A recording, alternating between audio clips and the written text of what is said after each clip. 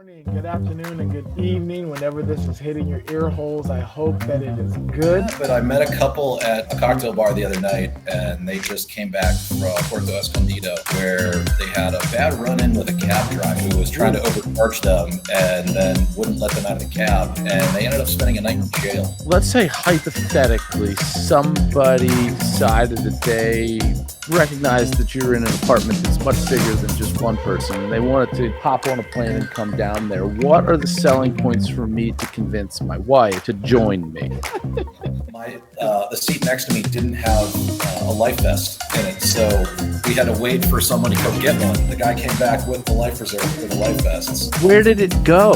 That is a good question. That's a great question. You do that, but I've realized that by trying to target that seat, there's a 70 to 80% chance that you're going to be sitting beside somebody who smells bad.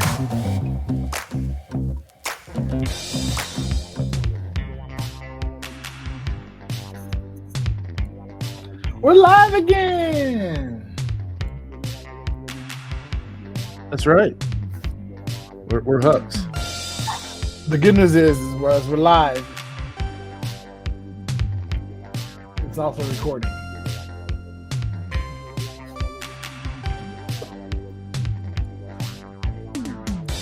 What is going on, world travelers? It's time. It is time. And if anybody's watching it because we're live, you know the cat's out of the bag. We've got a special guest today. If you haven't watched any of the video stuff that's on the Patreon, you might not recognize this guest because this is potentially only the second episode you've watched.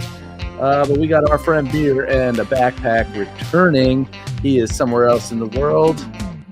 Let's find out where he is, Big Sexy. What's happening? What's up? Good morning, good afternoon, and good evening. Whenever this is hitting your ear holes, I hope that it is good. I'm always happy to see Bear the Backpack on to chat about his travels and his experiences, especially out down there in good old, how do you pronounce it, Oaxaca? Oaxaca, Mexico. Oaxaca, Mexico. So I'm looking forward to diving into it and hearing about his exploits and the beers and the backpacks and everything. So let's just hop right into it. What's going on, dude? Not much, guys. How's it been? It's been a little while since we've chatted here. Yeah. I would normally look up how long ago it's been, but I'm not doing it. So yeah, I was supposed to do that before here, and I completely forgot. I was going to see what country I was in last time we talked, but I don't remember. I think you were headed. You either headed to Mexico, or was it Colombia, maybe? I mean, I've been to Colombia, so there's a good possibility there. Right. Let's. I can do my due diligence and check it out and see where my guy was last time we spoke. Yeah, but wait. So tell us about where you're at now. So now I'm in Oaxaca, Mexico. I've been here about a week, 10 days, something like that. I'm spending 3 months here, so this is actually the longest that I will have spent in one place since I started. I've got a really nice apartment here with a big kitchen, so I like to cook, so it makes it a lot more comfortable for me. Though it's a little hot, hence the fan in the background. It's been averaging like 94, 95 degrees, and that is just not typically my jam. But finding this apartment for this amount of time really just sold me. I've been trying to come to Oaxaca since I started traveling 14, 15 months ago. Finally just worked out. Price was good. Location's good. Yeah, so I'm excited to be here. I'm a mezcal fan, so I'm looking forward to doing some mezcal adventures. I'm going to take some cooking classes because Oaxaca is kind of the heart and soul of food in Mexico and considered one of the best food cities in the world. And what part of Oaxaca are you in? Does Oaxaca have parts? Oaxaca City. So okay. The state of Oaxaca in Oaxaca de Juarez, or Ciudad de Oaxaca, city of Oaxaca. It's kind of like, I think it's kind of smack dab in the middle of the state. They actually just opened up a new highway. It used to take about 6 to 7 hours to get to the coast. Now they cut that down to about 3. I was gonna ask how close was it to the coast? Because anytime Yeah, I go someplace, I want to be able to touch water. Yeah, I was considering that, but I met a couple at a cocktail bar the other night, and they just came back from, I think, Puerto Escondido, where they had a bad run-in with a cab driver who was trying to overcharge them and then wouldn't let them out of the cab, and they ended up spending a night in jail. Oh, So shit. they had a bad experience. I mean, I've been traveling. This is my 52nd country, and I've never had any negative experiences with people anywhere that I've been. So it was interesting to hear that. Right. So I'm very fortunate, I guess, being a average sized guy with a buzz cut and a beard. But I don't look like a tourist when I go out. I'm specifically. So let's say hypothetically, because you just mentioned that you're, what'd you say, 6 hours from the coast, or used to be before they built that highway? Right. Yeah. Let's say hypothetically somebody decided that they recognized that you're in an apartment that's much bigger than just one person, and they wanted to hop on a plane and come down there. What are the selling points for me to convince my wife to join me? Because I'm in, I don't give a shit. Let's go. But because I don't care what it is, what setting it's in, we're going to run around and have a good time. I'm going to go down there and figure out how to hypnotize people in Spanish or whatever. How do I get her on board? Well, let's see. I mean, it's a whole lot warmer than where you're at right now. It's sunny every day. Is it raining every day? Because it sure as fuck has been here. It is not the rainy season. It is the dry season right now. So hot, sunny, dry. As I'd mentioned, it is one of the best food cities in the world. So eating well is not a problem, whether that's, a street vendor with tlayudas, a little taco shop with plastic chairs. I don't know if I'm saying it right. Tlayuda. It's Tlyuada, I believe. It's okay. Sure, why not? Like a gigantic tortilla with refried beans and whatever other things that they put in it. It's just like every other Mexican food dish. It's tortilla, beans, meat, and then whatever extra. Basically anything that you want. Yeah. Sounds like mucho gusto to me. Exactly. It's just a very large version made on a comal on the streets or, in stalls or high-end restaurants. It really doesn't matter where you're at. You can find them. I haven't been to any fine dining yet, but I'm planning on doing a little bit of that while I'm here as well. I kind of got hooked when I was in Argentina. So having the ability to afford to go to fine dining is quite nice. I can't do that. Nice. I can't do that in the state you're in, Biggs. Right. Yeah, definitely not in California. You can get really good Mexican food here, just not at the price you're going to want to pay for it. Exactly. Yeah, when you're paying $18 for 3 tacos versus $1.80 for 3 tacos, big difference. Are you ready for how long it's been since you were on the show last? I am. We had you on the show August 23rd, 2023. August 23rd. Was that long ago? Yeah. You were in Mexico. Okay. You just really discovered that you like snorkeling. Oh, okay. I was in La Paz. Yeah, and you just found the Ground Zero Imperial Fuck Beer. No, that was a long time ago. That's when I was in Romania because you had just been in Romania. Oh, right. But no, I'm not drinking anything so vulgar now. Today it's Indio, one of the local macro beers that I've found quite enjoyable here in Mexico. See, that would be the worst part about me pulling the trigger on what we were talking about for me, because I haven't drank in 2 months, like either today or tomorrow. I don't know. So I'm going to continue trying to ride this wave for a little bit. And not if you come to Mexico, pal. Right. And it just like, there's no reason for me to stop. And anytime I'm like, man, I just want to knock back a whiskey right now. My head just says, yeah, but you got to start the countdown over. Not that I'm trying to get to some fucking number or anything like that. I'm just trying to not be a fat fuck and feel like a little bit less of shit, which, that's a help with.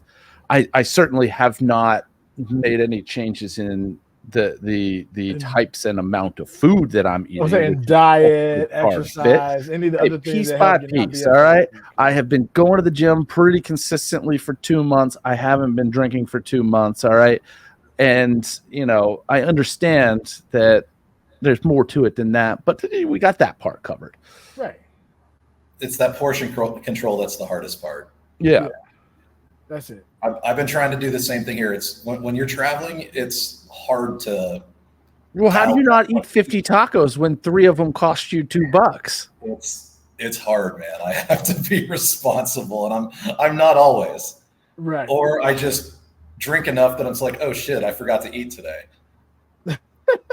And sometimes that happens. Sometimes, I mean, though I did pay way too much money for some tacos last week, but they were spectacular. Nice.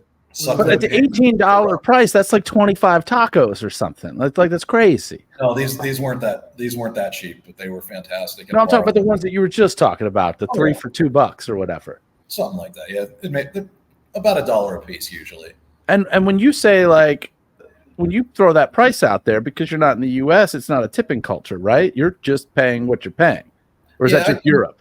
You still tip, but it's like maybe 10, 15%, if that. I think Mexico is a tipping culture. Yeah, it's not a relying on tipping culture, but it's one where it's like tipping culture should be. You tip for good service. You throw a little bit here and there. It's not, I paid $100 for my bill and I'm going to pay an extra 30 for my tip. Right, which is ridiculous. Yeah, I do love Europe's no tipping. Like the price is the price. Mm-hmm. It is what it is. But you also get the service that you get. So yeah, but I mean, it's still good service, and they're not having to work extra hard, and they don't feel bummed out if you don't tip. They just, tip's not coming. I'm actually tipping our street sweeper now because garbage collection here is ridiculous. How do you mean? You separate it between organic waste and inorganic waste. So like fruit peels and food waste goes in one bag or in one container, and other waste goes in another. And the garbage trucks don't stop and pick up like garbage cans in front of your place. People actually line up and wait on the corner at like 5:30, 6 a.m. to meet the garbage truck to have them take their stuff. Oh, wow. Yeah. I heard that and I was like, yeah, I ain't doing that. Yeah. Is it a situation where you can pay somebody to do that? So they have people that are street sweepers. Literally, they push giant carts with big, garbage bins on them. Mm-hmm. They've got brooms and they sweep the street. They keep it very clean. And there's a guy that sweeps in my neighborhood. So in the morning, when I've got a bunch of, garbage to throw out, I poke my head out the window a few times in the morning to see if I see him. And if I see his cart on the corner, I run out and I learned how to say, is it possible? Can you take my garbage in Spanish? What's garbage in Spanish? Puedes tomar mi basura? Basura. Basura is trash. Yeah. Basura is trash. Yeah. So that essentially translates to, can you take my garbage? And so I run inside, I grab the bags, I take it out, and then I throw him some pesos to, thank him for doing that. What's the exchange rate down there? Right now, I believe it's about 16 pesos per dollar. It's kind of low right now. Right. Well, the dollar hasn't had the power that it used to hold. True. Back in the day. Mm-hmm. Found that out, in Europe when like, oh man, price is going to be so. Nope, it's going to be actually a little bit more expensive. Luckily, the cost of living is cheaper. Yeah, but, the one place that I've been recently that really hits financially, Argentina. Their economy is awful. Yeah, it's so bad. It sucks too because like it's such a beautiful country. I had some of the best food and drink and mountains of my life. So it's like you hate to see that their economy is so garbage. But I went to my first Michelin star restaurant in Mendoza. Mm-hmm. It cost me $115 for a 14-course tasting menu. Woo. Wow. That when I sat down at the table, there were a dozen wine glasses in a semicircle on the table in front of me. Yeah, I was very borracho that day. Right. very, very drunk. Right. It was to like a late celebration for my birthday, and Happy belated. thank you. It was a couple months ago, but it was that, and I wasn't there, so I get to say it now. I appreciate you. That, and I just passed a new industry certification for my job, so I was like, all right, I was originally signed up for the 7 course. I was like, no, let's go for the 14. And you did a tour. You got some wine, like, because it was at a winery, because Mendoza. And then sat down, and it was spectacular. I mean, it's interesting traveling by yourself and going to restaurants and sitting at a table, but when you've got a dozen wine glasses in front of you, it's really not so bad. Plenty of friends. Plenty of friends. Yeah. Yeah. And Now, I was going to ask, do you, because a big part of me traveling is I have to find a tribe. I have to find a group of individuals, whether it be expats or locals or whatever, to make the place feel like home. Do you do the same thing? Are you're like a solo? I'm the introvert. Like, I wish I had those extroverted genes, but no, I can be extroverted in the right situation. Like I made friends with some people sitting at a bar the other day. Typically, that's how I make friends, is I plop down at a bar. If it's a cocktail bar, I'm usually talking to the bartenders, and that usually goes over well because I make cocktails. I'm pretty decent at it for someone who does just as a hobby. Right. So I can usually, build a pretty cool rapport there. Same with breweries. I just obviously love beer, and I swear I'm not an alcoholic. But no, I'm very much the you don't go to those meetings, so no, you're not an alcoholic. Yeah, exactly. As how it works. This T-shirt. Yeah, that's how you don't know that. That's how that works. Yeah, you're only an alcoholic if you go to those meetings. Otherwise, you're just a drunk. Exactly. No, it's funny because I drink less while I'm traveling than I do when I was living in DC. So, like Judge, I'm trying to be less of a fat ass. I want to get back to feeling light on my feet. Oh, I haven't felt light on my feet. I like to hike up mountains and stuff. So yeah, that's where we differ. I mean, I like to go out and meet people. You like to hike up mountains and see shit. Like I want to be that kind because I know the view is incredible and beautiful and marvelous. But man, I do love a good wheel. I want to ride on something. I want to roll somewhere. If I get an electric dirt bike to go up a mountain, I'm in like Schwinn on a twin. But just walking. I'm old, so my body. I need to get fit. I think all 3 of us are on that train. Yep. And especially with me being back in the States, it has been a fucking struggle. Oh yeah. Because I don't walk as much. I've had to lower my step goal. My step goal in Spain was 10,000. I've lowered it to 7,000, and I still don't make it every day. Mm-hmm. But the food is delicious and fattening. Mm-hmm. It's tough. It is really tough. Yeah, I found that whenever I get to a new place, or even before I get there, mapping out a route that I can do laps. Just go for a walk in the morning. I'm an early riser, so it's easy for me to just wake up, throw some shoes on, and just start walking around the neighborhood.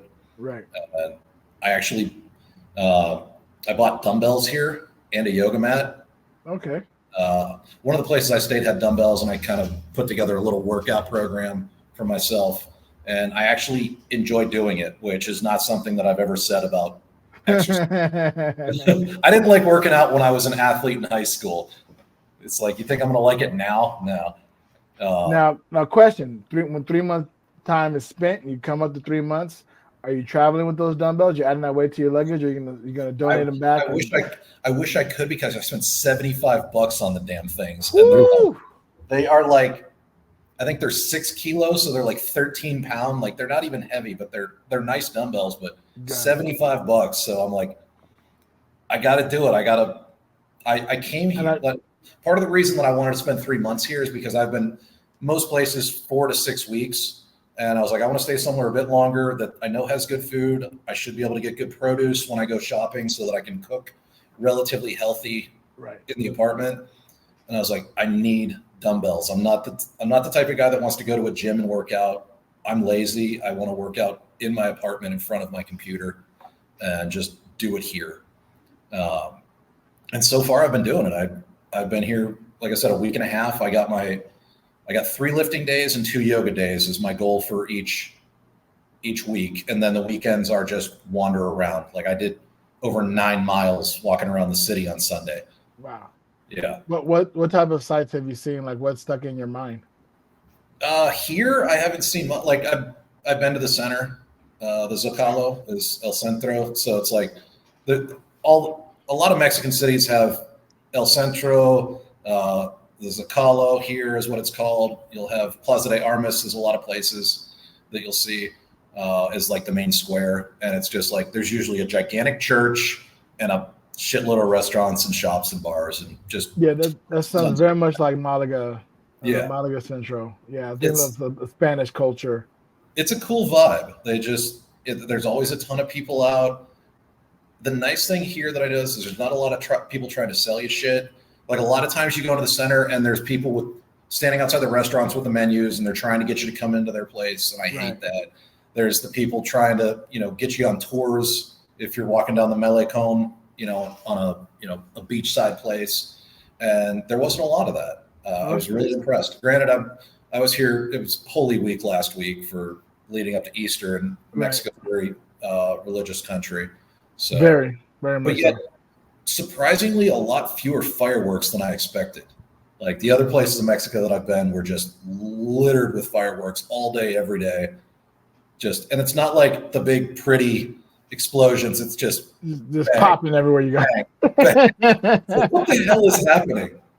They're like, yep, it's basically a religious holiday every other day. So somebody's setting off fireworks for no reason, but to celebrate whatever religion they're celebrating.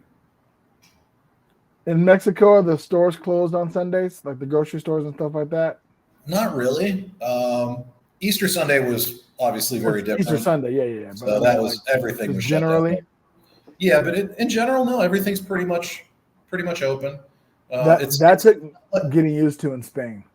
That was brutal when I was in Valencia. The whatchamacallit, siesta time where they'd shut down everything from like 2 to 5. I would be volunteering in the morning, get back at 1, and then have to walk back to my apartment. And it's like, okay, I want to go to the market and get some stuff so that I can cook lunch. It's like, nope, you got to wait till 5 now. And I love that city, but God, that took some getting used to. Yeah. And for a late riser, that's really tough. I'm a late riser. You're up early in the morning. So I get up, 10:30, 11.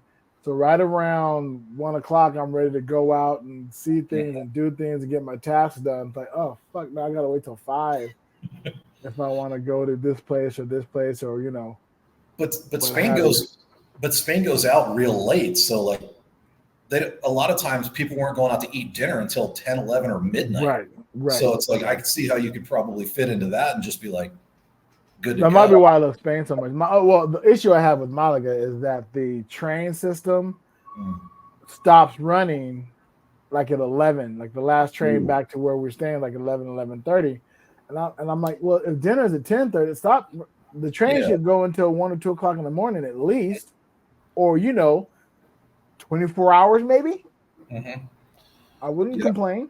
I really like extra transit in Valencia, but I don't remember because I didn't go out really late a lot there, and that was several years ago. I don't know if it ran deep into the night or not. But you're also an early riser, so you're probably I am now. I wasn't as much back then. Oh, gotcha. That was like 2017, 2018.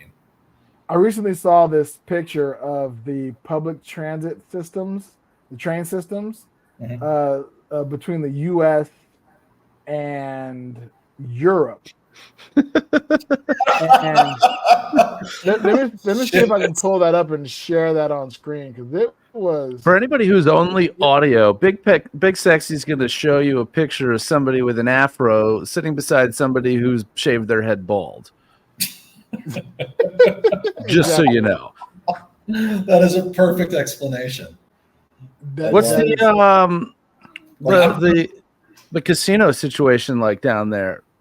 You got gambling halls? I've seen casinos in several places that I've been. I don't know if I've seen one here in Oaxaca yet, but I lived right next to one when I was in Peru, in Arequipa. Proper casino or one of the? We talked about the Spanish ones, and they're basically like a little more than what you'd expect in a Vegas gas station. And I'm curious as to what are they real down there? Like, obviously they're not going to be grand scale, but right. like they're not. They're not the Bellagio or the Wynn. They're more like a little bit bigger than the gas station. I haven't actually been inside them. I've walked past them. I think there was actually two right near me in Arequipa, which I liked that city as well. That may be a place that I consider going. I'm probably going to go back there. The food was really good. There's some really nice landscapes outside of the city. It was consistently 72 degrees and sunny every single day that I was there. So that was amazing. Enjoyable. The only negative was, well, the big negative, one of the only, was the horns and the car alarms. Walking down the horns street. like car horns, not like vuvuzelas? Yeah. Okay. Exactly. So, right.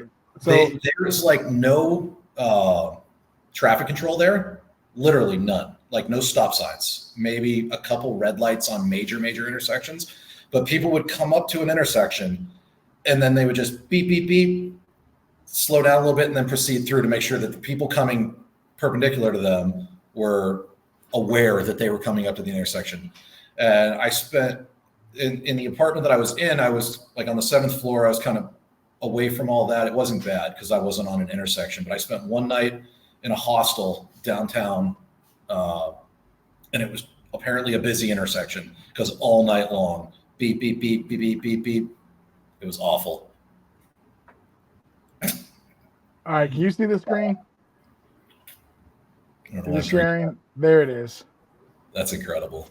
Isn't that insane? So, listeners, if you're not, we as you're listening, what I'm sharing now is a picture of the passenger trains in the U.S. versus Europe. The U.S. looks like the first time you drop your iPhone and crack the screen on the ground. Yep. And there you go. The Europe version looks like when you get pissed at it, you smash it with a fucking hammer. Those are the different lines and webs between the two countries. And when you're in Europe, you feel it. Like, oh, the train here, the train goes here, the train goes, man, why isn't U.S. like this? Oh, there's not that many passenger trains in the U.S. U.S. needs to look like Europe, in my opinion. 100%. I think if it did, we'd be a much better place. Infinitely, yes. In my opinion. Well, I mean, it won't. No matter how much we'd like it to, it's not going to look like Europe only because there are big swatches out there in the West where there aren't any people. But right. Overall, yeah. Also, the Rockies. Right. I mean, we do have land. What am I trying to say? Landmarks. Not landmarks. Landscapes, and that prevent that type of things, but still, you could do a train from the Bay Area to the Southern California, and then up in the Bay Area, you can hit the top northern part of the country, and hit the south, and there's places for it. Yeah, is what I'm saying. It could happen. I think one of the major factors of that not ever occurring is the fact that we're now a country of 330 plus million people, and a lot of that land is privately owned. And I doubt that any politician is going to be like, yep, we're just going to use eminent domain to just put all these train tracks in, and we're going to run it right through your land. That part. I mean, it would take a big overhaul, and a big overhaul in a lot of communities and a lot of whatevers. And I get it. I understand. But Europe got it right. Nice. Europe got to figure it out. Like I'm going back when I come back from my check-in in September, I'm going up to my hometown for a couple weeks. And to get there, I have to fly from DC to Pittsburgh. And then from Pittsburgh, I have to take a bus that only runs once a day north a couple hours to then get picked up by my family and have them do a hour and a half round trip, all of which would be just like a 5-hour drive if I wanted to rent a car. But I priced rental cars the other day, and for 2 weeks it was $5,700. Did it make you vomit a little bit? Yeah. I was like, I know it's expensive. I spent typically $500 or $700 a week, but this is like substantially more than that. Wait, let's talk through your itinerary. Where are you flying to? So I'll be back in DC to do my typical. I just booked this the other day. I fly back into DC in September to do my quarterly check-in for the end of the year, and then normally I would come back in December. But I talked to my boss. I was like, "Hey, when I come back in December, there's just nothing to do. Everybody's done for the holidays and all that jazz, and then I've got to go up to northwestern PA, and typically I rent a car, and it's just a hassle and it's expensive. So this time I booked a round trip flight from DC to Pittsburgh because I'm going to go back to DC in October because I want to, speaking of drinking, I want to go back for Snallygaster. It's the biggest beer festival on the East Coast. Snallygaster. That's a name. It's an awesome name. It's a phenomenally well-run event. 200 brewers, 400 plus different beers. It's spectacular. And I missed it last year, so I want to make it back for it this year. But yeah, so I'm flying up to Pittsburgh because the bus only runs once a day. I've got to spend a night in a hotel that night. Shout out to my Chase Marriott card for giving me a free night, which would have cost me over $400. So getting that free night credit, taking advantage of that. But the bus trip was like $70 round trip on Greyhound, which it's like an hour and a half drive to where I get dropped off. So not too bad. See, I was trying to finagle some way to get you to the States a couple weeks earlier. You fly into Rochester. I pick your ass up. I drive you back down when I have to come back down. But that's not going to really work. That doesn't sound like that's going to work. Yeah, I'll be in Peru at that point. I believe that's my flight coming back where I've got LATAM premium business where I got the lay flat seats. I've had that once before going to Argentina, and it's awesome when they bring you a menu of like, these are your choices for what you'd like to eat or the wines that you would like. Like, okay, I can get down with this. Yeah, I'll tell you, if I don't end up coming to Mexico and breaking the streak, I'm probably doing it on my flight to Egypt for exactly the same reasons, because we've got the little pod things at least on our flight to London, and then we're just in normal, like a business first class type of thing on our way to Cairo. But again, it's like London, we're going to stop being friends. What's that? If you don't get drunk on the way to London in that pod, I'm going to be mad at you. Yeah, because I mean, it's literally just like an invitation to Pound Town, not in the sexual way, the drinking way. So Pound drinks down. Yeah.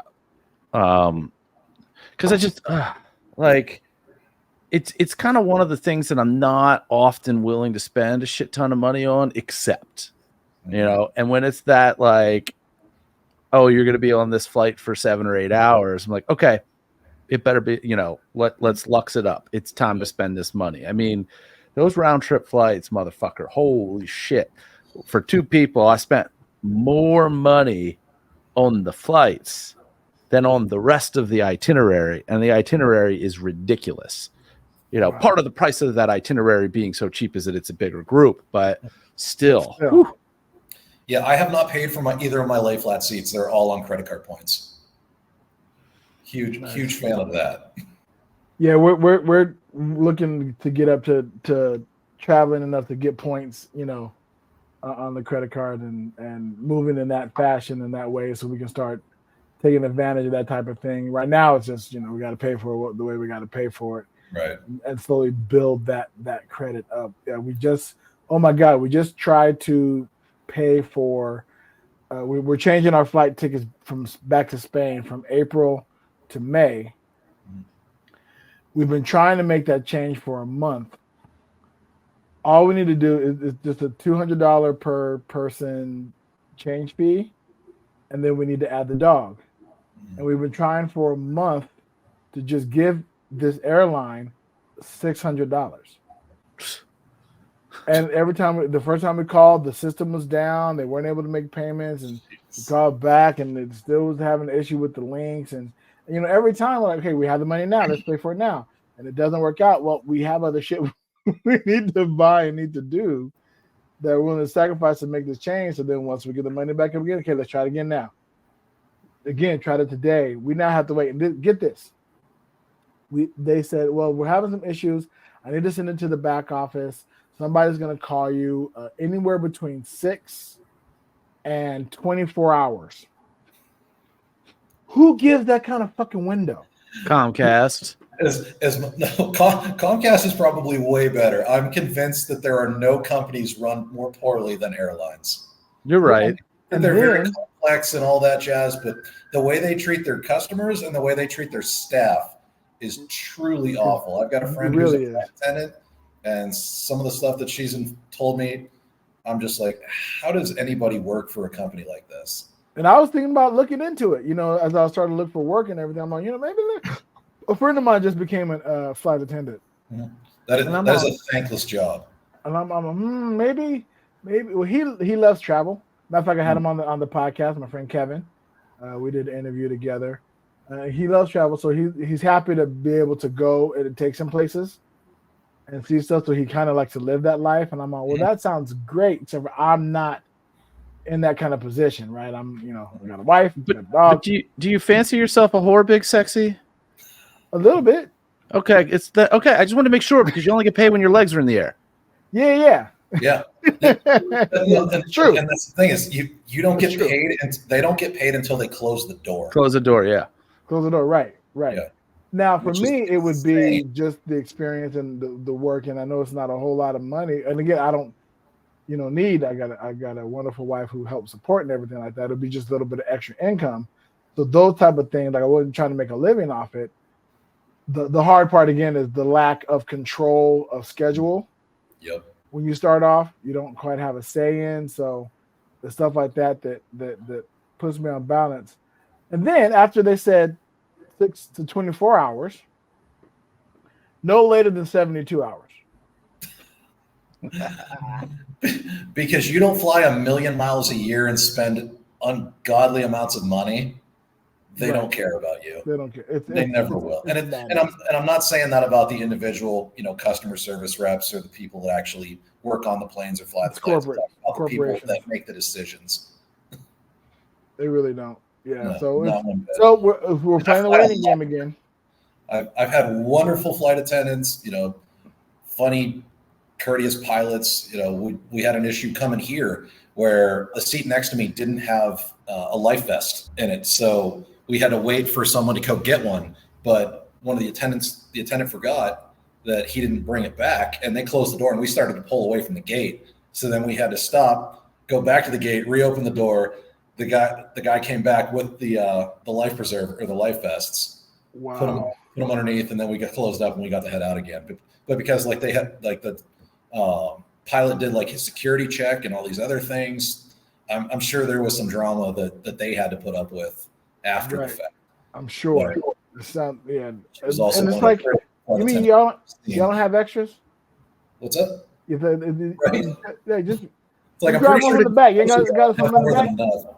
Where did it go? That is a good question. That's a good question. Because we were literally the first two seats. I was sitting in. Because it's not like the blanket and the pillow that they sometimes give you when you're in business or first class that somebody might walk. Nobody's walking off a fucking plane with a life preserver. I bet one of the attendants forgot their little go bag that has the demonstration stuff in it, and they just pulled that one. And those things look like they're sealed like it's an evidence bag. Yeah. Because I'm sure that they have to be tested and certified like fire extinguishers or something like that. But I'm like, the lady whose seat it was that was sitting beside me, I'm like, we're not flying over the ocean. Like, we're flying just straight from Dallas down to the middle of Mexico. Can we just, I'm like, she can use mine and I'll hold on to something. I think that's a little bit more actual than the speech they give you when you're in the exit row.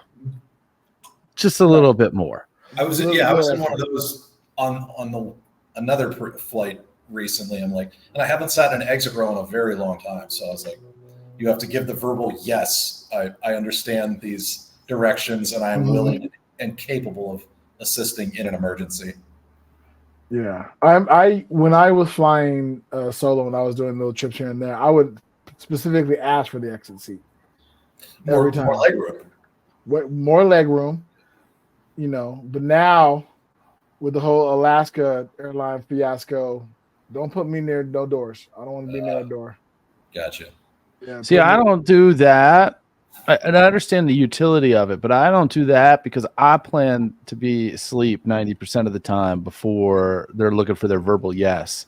And I don't need some motherfucker poking me. You know what I mean? Like, I have trained myself almost all the time to be able to just be like, before that plane rolls back. So I can't sleep on planes. It doesn't matter how long or how comfortable the seat is. Like the first lay flat that I had going to Argentina, didn't really sleep. I watched like 5 movies, drank a whole bunch. No, I try to get the first seat. I like to be directly in front so that I can't put my bag at my feet. Right. So that I get that extra foot wiggle room because my bag has to go above me. Right. And I had actually on the way here. See, you do that, but I've realized that by trying to target that seat, there's a 70 to 80% chance that you're going to be sitting beside somebody who smells bad. I have not had that unfortunate. Because a lot of times you get the people that have medical needs to be there, and the hygiene's not always on the up and up. You know what I mean? Like, I've been pretty fortunate. I haven't been by any. Oh, great, Judge Mentalist. Now you just cursed him. Yeah. Now you just cursed him. Next time he takes a flight and gets that front seat, he's going to be sat next to the stankiest individual. Yeah. Knock on wood. Here, can you hold this? And then he hands you a colostomy bag. Yeah. Yeah. With a flight. No, I was actually I travel carry on only. I've got beer in a backpack. I carry 2 backpacks. I've got a 40 liter and a 22 liter. So one on the back, one on the front. And as I was getting ready to board at Reagan in DC, the guy at the gate tried to get me to check my bag. He's like, it doesn't fit. It's not big. It's too big. I'm like, I've flown at least 20 times this year and I've never had to check my bag, which was a lie. I've had to in like 2 tiny ass planes. And I'm like, look, it squishes. I get on the plane because it was a fully full flight to Dallas. And sure enough, there were like 3 empty spaces above me when the doors closed. So like my bag fit, like he got a tag, put it on, but it was like sending it to some other place. I was like, whoa, I'm not going there. He's like, oh shit. I'm like, yeah, my bag would have been sent elsewhere, but because I paid attention, I was like, no. And then he went back. I'm like, dude, it'll fit. I guarantee it. He's like, okay, go ahead. And I just got my ass on the plane. And I'm not the most assertive person. I'm really not. So this was one of those moments where it's like, and I got up at 4 a.m. to go to the airport. And I'm like, dude, you are not checking my bag. Right. Like, I know this thing fits. I've been in so many planes in the last 14 months that the only times that I've ever had to check it was like, I was flying out of Manizales, Colombia. And I think once flying to Manizales probably, where it's like the overhead compartment barely fit my little bag, let alone my big one. Right. Yeah, it will fit. I will find a way. And most of the time that I've been flying, I'm usually able to weasel my way into taking my little bag and putting it up there as well. Especially if I've got my bag in sideways, because putting it up against it, and then I can sit comfortably for the rest of the flight. That's a beautiful thing. Yeah, it's tough for us because we have a dog, and he comes with us in cabin, and so he has to be underneath the seat in front of my wife, right, and cannot come out for any reason whatsoever. We have gotten better. That's crazy because I've seen so many people with their pets just like on a leash going onto a plane. Yeah, they're supposed to and it's different for the U.S. Mm-hmm. Right? In the U.S., it's not that drastic, but internationally, especially in Europe, the specific. The bag has to be a certain size, and the dog has to be in them because they don't recognize service animals the same way they do in the U.S. Right. And it's annoying, understandable, but annoying. Definitely annoying. And we've gotten better. We've limited down to 3 check bags, 2 carry-ons, and 2 personal items. That's pretty much what we travel with now. Mm-hmm. I'm trying to get it down to just 2 check bags. I'm limited. Like now that we come back, I have a clear idea of what needs to come with. You learn quickly. You do. That is one of the first things I learned when I first started traveling is don't overpack. See, I'm trying to convince my wife. You don't know that at first. I'm trying to convince my wife on this Egypt trip to not pack anything, clothing-wise. Maybe some essentials, but buy shit there because their economy is absolute garbage. Our dollar's gold there. And then find some place to donate it when you leave. And leave. That's what I'm doing this time around in Spain. Like I'm only taking I have a t-shirt problem. I can admit that I like t-shirts and I buy a bunch of t-shirts and I have a fuck ton of t-shirts. Normally hanging up on the wall right over here is a t-shirt blanket, one of the quilts that I had made of my family reunion t-shirts because again, these shirts I'm not going to ever wear again. Mm-hmm. And I still want the memorabilia of it. So I created one of those. I went to one of those, my t-shirt blanket type sites or whatever. Nice. And they made me love it. But it was wonderful. It was great. And I'm okay. I can do that for some of those. I might do that for my ice cream social t-shirts because of course I want to buy one of every fucking design and a variety of colors. So when we went last time, I packed. Oh man, I need to represent Marvel. So I got 3 Marvel t-shirts. And I need to represent Star Wars. So I got my 3 Star Wars t-shirts. And then everybody needs to know I'm a Prince fan. So I got my 5 Prince t-shirts. And I said, oh yeah. And I got these 2 t-shirts with my name on it. And I need just some generic t-shirts just because, I need undershirts, whatever. So I packed those. Man, I don't know if you know this or not, Justin. We left here with 6 large blue backpack. You ever seen those really large blue travel bags? Probably. That like have straps, but they're like body length. Yeah. They're like what? They're like body length. Oh, geez, no. Yeah. So we left with 6 of those, plus carry-on, plus personal items, plus we had our doggy crate. We had a large doggy crate. So we had. When I say we had too much luggage, understand that we had way too much luggage. And ideally, the plan was gorgeous. We were going to drive across country. So we put all the luggage in the car. Mm-hmm. No worries there. Then we were taking a boat from Miami to Barcelona. Mm-hmm. Boats on way baggage. Got the luggage there. And we're going to bring a wagon with us. To lug it from the port to wherever we needed to go. So we're good. Well, we decided to sell our cars to get for fun because didn't need the car. We weren't sure what we're going to do when we got to Florida. And then suddenly the cost of renting cars, as we talked about earlier, fucking rocketed. Jesus. And so we could not rent a car. It was going to be like $3,000 to rent a car from California to Miami. Think about that for a second for what I said earlier. $3,000 to go from California to Miami. I wanted one to go from DC to Pennsylvania, $5,700 for 2 weeks. That's insane. And I've got President's Circle. It hurts. Right. It's insane. I want a credit card. I'm like, how is this a thing? It's insane. So obviously we weren't doing that. So that meant we had to look at airfare, which means now we got to look at weight. which means a lot of the things we thought we were going to bring, we weren't bringing. And of course, we plan on moving, so we're bringing like everything we thought we needed.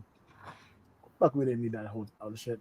You know, when we got to Spain and we were there for a while, and what I absolutely realized, oh, they have stores.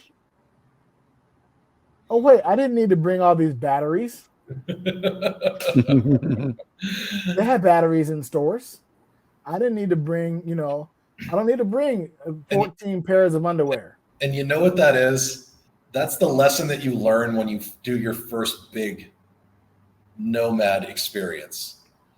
Whether you're digital nomad or just backpacker or whatever, when I first sold my house, my car, and all my stuff in Pittsburgh to go travel around the world and volunteer and do all that jazz, I had a 65 liter and a 35 liter. So I had literally 100 liters of backpacks that were bursting at the seams. Right. And I made my way down to Costa Rica. And then on the way back from Costa Rica, I stopped in Florida for a night on my way to Valencia. In Fort Lauderdale, I sent home probably 25 to 30 pounds worth of stuff from my backpack because it was just completely unnecessary. Right. And then when I made it to Croatia, I mailed even more stuff home. A little bit longer, a couple months later, by the time I hit October, because I'd left in January, by the time I hit October, I left my backpack and my sleeping bag, which God knows why I was taking a sleeping bag with me. Because you don't know, you're afraid. I left that just in case mentality. Yeah, with just in case is I literally have it in my best practices travel tips of, you know, just in case is heavy. But I made it to Germany to meet up with my best friend from high school. He was stationed not too far from Ramstein Air Force Base at Kaiserslautern. We were going to Oktoberfest together. And I left my 65 liter bag and sleeping bag with him, had a new bag shipped to him because he was living on the Army base. It was just like sending it domestically. So I was able to get my current bag shipped to him. And I've been using that one pretty much ever since. Osprey Farpoint 40 liter with the zip-on 15 day pack. Spectacular bag. I actually had a new bag that I started this trip with and then replaced it with the old bag because it was bigger and way more comfortable. Right. Oh, by the way, did I mention that these body length blue bags don't have wheels? Oh. And so lack of wagon and trying to carry them. And so we had them all the way from, when we finally got to Barcelona with all this fucking baggage off the cruise ship, and we finally got to our hotel, the first thing we did is went through all of our bags and donated 2 big trash bags worth of clothes of shit we did not need anymore. Like, I don't need this. Let it go. I don't want it. I'm not packing it. I don't need to take it with us. Let it go. So that was step one. So then that cleared out maybe about one and a half of the big blue bags. And you've never missed any of those things since the day you donated them, have you? No, I can't even tell you what was there, and Same. I don't care. Right now, so we went from Barcelona to Malaga, and my listeners have heard. Our listeners have heard the horror that was the Malaga train station, because we took the train, and we got to Malaga at night, the last train in, and they don't have luggage carts at Maria Zambrana train station. And so we had to lug our baggage was all the way in the very last car. So we had to lug these 6 full big ass bags all the way from the back of the cart into the train station. Now, when we finally got to Torremolinos, because we took all the shit with us, we finally got to Torremolinos, we mailed back 23 kilograms worth of stuff. That's when we got to Torremolinos. It's incredible that you had that much with you. Right before we left Torremolinos, we mailed another 23 kilograms worth of stuff back to the U.S. I feel like I travel with a lot of stuff with my bags pretty much jam-packed. I've gotten really good at packing them. But then I know Judge can roll through with like what he's wearing, and a wallet, and he's good to go. And you're traveling heavy now, aren't you? Because you're carrying a pack of cards in one of your pockets. No cards. No more cards. No fucking cards. No, I did no card magic. No, now he has recording equipment. What, have I been gone that long? Oh, it's I'm like sure that card's still on the ceiling in on the wall in Pittsburgh. Oh yeah. After the Rage concert, that whole pack of cards is up on the fucking ceiling in PPG Arena, maybe. No, I'm almost exclusively hypnosis now, so I don't even have a pack of cards. They don't even. So when I was playing poker back in the day, pre-pandemic, I went to Vegas for a week to play in a WSOP event, and when I got there, I realized that I didn't pack any pants or shorts. Shorts was the important thing because this is, Vegas. June, July. And I just didn't fucking care and rolled with it. I wore the pants that I wore on the plane the whole fucking week. I had underwear, I had socks, I had shirts. But pants, just the pants that I came with, and I was A-okay with it. Like, I just, none of that shit matters to me. The only thing that I feel like if I didn't have it when I got there that I would really need to get would be like a toothbrush and toothpaste. Like if I just hopped on a plane raw, wallet and credentials, because obviously you might can't get arrested. Right. I'd make it work, Yeah. When we were in Romania and we had to buy ourselves an extra day and went to England for a day. We're able to put everything in my backpack. Everything. What the wife was going to wear, what I was going to wear, toiletries, everything fit in the backpack, and I loved it. It's a great feeling, isn't it? I loved no checking bags. We just got the backpack. Mm-hmm. I think I took my backpack, and I think her carry-on, because she needed. I think we took her carry-on. I might have just been just our backpack, just my backpack, and I've talked to again. We're doing this here.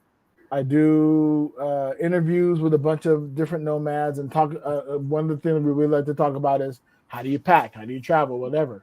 I believe if we pack it right, I think we can get it down to just, a bag of our clothes, another suitcase for Fox's stuff and other stuff that we need, like whatever.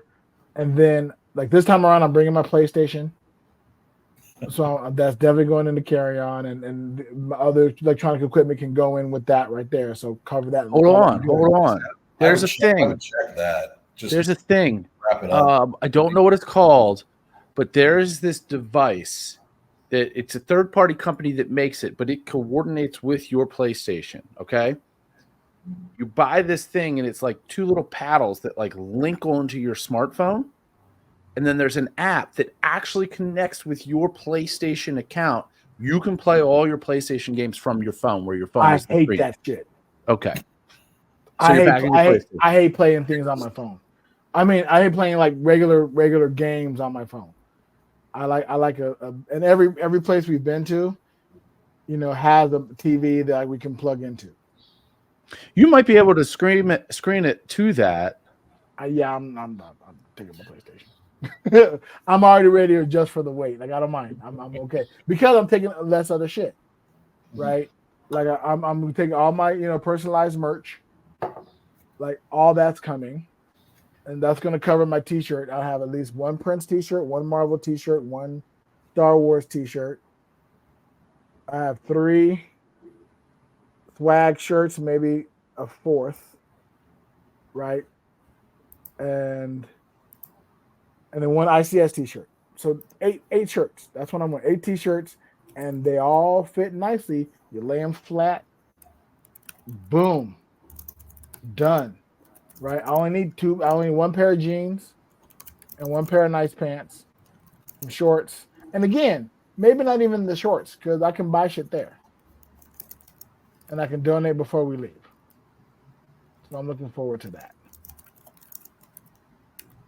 Holy shit, you guys, we've been talking for an hour already. Yeah, it That's how happens. we roll, man. Yeah, I like it. Like having these conversations and chatting and talking. Man, Justin, it's always great to catch up with you. We need to do this live one day because I realized If y'all want to pop down to Oaxaca, I've got 2 beds literally behind me. All right, yeah, I will. I definitely have Just to hop figure on that out. Does the place you have accept dogs? Because or anywhere near you, we'll figure it out. I mean, we'll see. We'll see what's happening. If we come to Mexico, it'd be me, the wife, and I'm here until mid-June, okay, something like that. And then I fly back to DC for a week, and then back down to South America. nice. I'm excited. I'll be adding 2 more countries to my list. I'm at 52 now. Then I'll be spending 6 weeks in Paraguay. Okay. In Asuncion, in probably the nicest apartment that I will have ever stayed in. Pretty excited for that. And then even more so, then I go to Brazil for 12 days. You haven't been to Brazil yet? I haven't been to Brazil yet. I'm going to Brazil for one specific reason. I'm going on a Pantanal tour. Pantanal is the world's largest wetlands. Okay. And it's also the #1 place in the world to see jaguars. So wildlife photography is one of my hobbies. I'm going on a tour down there, going out on boats and photographing jaguars on the banks, hopefully seeing some cool shit. Nice. I'm also very much a bird nerd. So photographing all the birds and all the other animals that I see. So super excited about that. And then back to Peru for, I think 4 or 5 weeks in Trujillo over near the coast. So that'll be cool. Awesome. We'll definitely have to have you back on after the Peru so we can hear all about the jaguars and the Peruvian and all that kind of good stuff. Judge, you got any shows coming up? Always. In fact, I'll announce it on the next episode. Got it. I got some big stuff that's worth talking about at more length. But yeah, go to betweentwominds.com. We've got a fundraiser show that's coming up for local high school marching band. So tell a friend that's in the area, or if you're relatively close to the area, make the trip because it's for a good cause. We're going to be doing a similar type of fundraiser show for end of June for a gal. It's a benefit for a gal who's got stage 4 cervical cancer. Oh wow, okay. And they've been doing a lot of fundraiser stuff for that. And I approached a friend of mine who's part of that. And I said, hey, if they want other stuff, we're willing to do a show. And I gave them kind of the terms, and it all seems to be mutually beneficial. One of the things that they did as a fundraiser was one of those like guest bartender nights at some establishment on like a Monday or a Tuesday.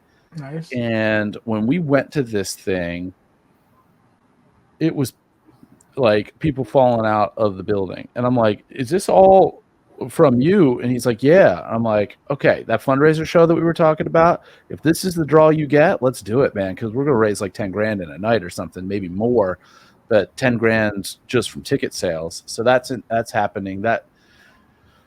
Let's see. That should probably be up on the website actually by the time that this episode drops. Obviously for everybody that's seeing this live, which is probably nobody. There's 2 people in there. Yeah, I'm almost positive those 2 people are me.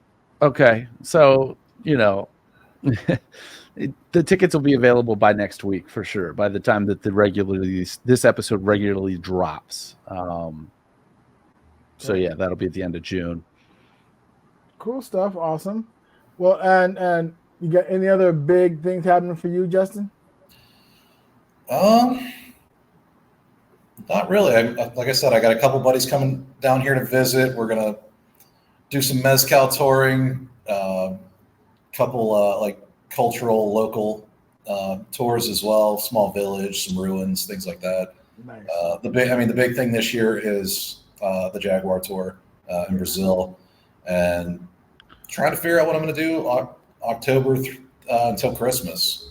I may come back to Mexico. I don't know. I heard the south of Spain is nice. Ooh, is that when you're going to be there? Yes. So ideally, we both applied to be auxiliary conversation assistant for Spain. If we get that program starts October 1st, and we will be somewhere in Spain, hopefully doing that until June. Okay. Yeah, so that comes with like a visa and health insurance and all that kind of stuff. Our number one, of course, is Andalusia. We're hoping to be placed in Malaga, somewhere near there. Our second choice is the Canary Islands. Nice. So we'll see. I highly recommend Valencia. Yeah, well, maybe. If there's other options, I highly recommend it. It's the only place I've been in Spain, and I genuinely loved it. Right. Yeah, I want to go. One of my, listen to Pingelette and Hondra's stopping ground. Yeah, stopping grounds is Valencia. So I definitely want to go check that out and see stuff around there as well. And then the third place we chose is Ceuta, which I never heard of. You had there's a list of places in Group A, a list of places in Group B, and a list of places in Group C. And in the Group C, where Ceuta was, I said, well, you know what I did? I looked at every single place and said, what place is near water? Okay, Ceuta is near water. You win. So nice. We'll see where we end up. But I was hoping to say that, we finally locked in our flight back to Malaga in May. I thought I'd be saying that before I got on here. Nope. Still got to wait somewhere between 6 and 72 hours before I hear about that being locked. So listen, by the time you hear this, hopefully it'll be confirmed. But you'll know next episode because I'll be sure to talk about it. And to our listeners, if you want to be a supporter of the podcast, we always welcome your support. Go to bullwiththebutthole.com. Speaking of supporting our podcast, big shout out to our sponsor. I want to give a shout out to cruisehabit.com. Judge, do you have their ad read pulled up? Nope. Okay, good. Me neither. So just know that Billy and Larissa run cruisehabit.com. They provide information regarding cruise ships. I'm doing this all by memory, by the way. I don't know how accurate this is actually going to be, but still, they do information about cruise ship and cruise lines.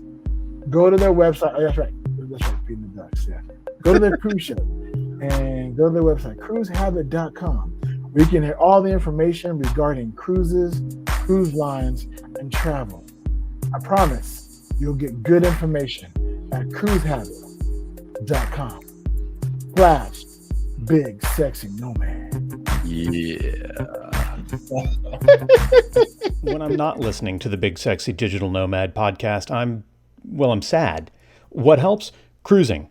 My name is Bill, and I run Cruise Habit, a YouTube channel and website about cruising. Sometimes I'm vacationing, sometimes I'm doing the digital nomad thing from a ship, but whenever possible, I am cruising, or at least talking about cruising. I've got tips, tours, and more information to make sure you take the right cruise for you. Check out the channel and site by visiting cruisehabit.com/BSDN. That's cruisehabit.com/BSDN. Safe travels. And in the meantime,